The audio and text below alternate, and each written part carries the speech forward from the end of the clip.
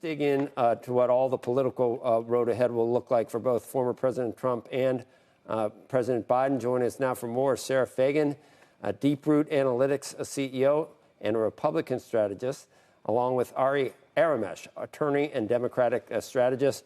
I guess I'll decide who to address it to first, but the overriding question I have is, are both camps going to be able to bring it back into decorum based on what happened? They promised they're going to do this, Sara. What are the chances that former President Trump stays on the high road between now and November permanently? Well, I sure hope he does. I think it's helped him tremendously. Take, the way he conducted himself during the debate and the aftermath of the debate, I think was incredibly tactfully done.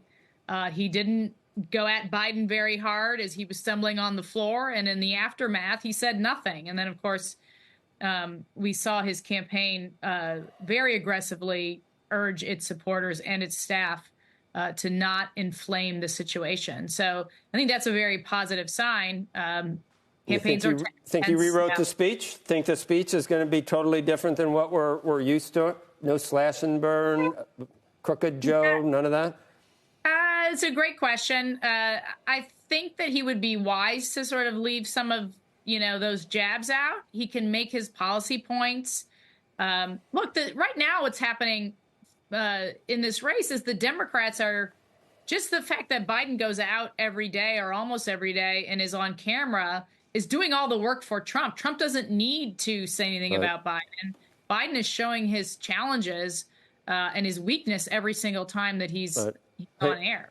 Ari, I can ask you the same question in much more strident terms. Are we going to hear fascist? We're going to hear dictator? We're going to hear Hitler? We're going to hear felon? We're going to hear, it's been beyond the pale what we've heard, focusing for the last month coming out of the Biden campaign. Ever going to talk about immigration or any policy? Or is it all about Donald Trump, bad orange man? The rhetoric has been taken over by the fringes in both parties. One side calls President Trump or former President Bush. President Biden's not the fringe, all right. These came out of his, okay, not Hitler, dictator from day one.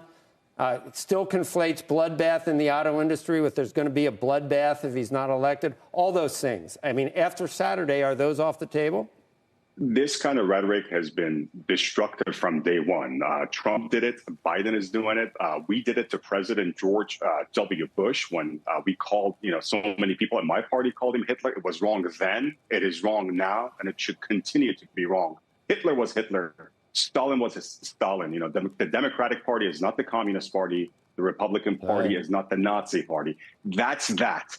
Now, we can go after President Trump on a whole lot of issues. There's actually substantive and character issues we can go after him. But to call people the name of a man who caused the death of 70-some-odd million people, it's just deplorable. But let me back up. I think deplorable. That's a loaded term, too. All right. We've heard that one used. Yeah. Well, I'd like to reclaim the English language from time to time. But the chances of tonight's speech, going back to President Trump, I really hope he takes this opportunity, takes advantage of this opportunity. He has a chance that RFK didn't have. He has a chance that, other presidential candidates who got shot and didn't survive didn't have. He's been president for one term. He's been very divisive. But now he can come around and do two things. A, pick a vice presidential or a running mate that can appeal to some extent to moderates and to Democrats. That would go a long way. But secondly, extend an olive branch to Democrats and to independents. Do something you haven't done in the past 6, 7, 8 years. Forget about lock her up and lock him up. Extend an olive branch and see how far that goes. And I guarantee you New Jersey will be in play. I guarantee you some other states like Minnesota will be in play. But you know what? Chances of Trump doing that are pretty minimal. I hope he does that. I hope he sort of extends and goes above and beyond. But we'll see what happens. But again, my party and the President Biden's campaign are not doing well. I called on him to withdraw from the race 2 days ago. I think both the country is ready for a younger, more charismatic, and with a clean slate kind of candidate. Ari, God, I can't. You're giving out some really great tips on how to win some of these states for President Trump. Sarah, do you have any? Can you give Ari any advice for President Biden? Or I get what you say, you want President Biden not to be the nominee. Ari, but let me get to Sarah. Well, look, the president's going to have to make his decision. And right now it appears like he's not getting out of the race. And there's no signs or evidence that he's going to. If that is the case and that continues on that trajectory, Donald Trump is headed to 360-ish electoral votes.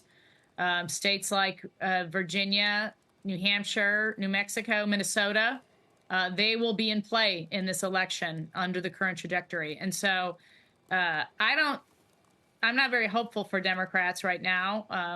And I think that the way that Trump has handled the last 2 or 3 weeks has really solidified his position.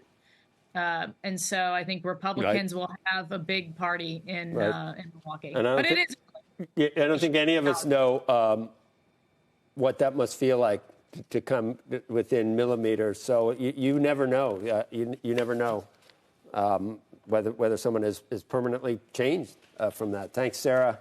Sara Fagen, Ari Aramis. Thank you.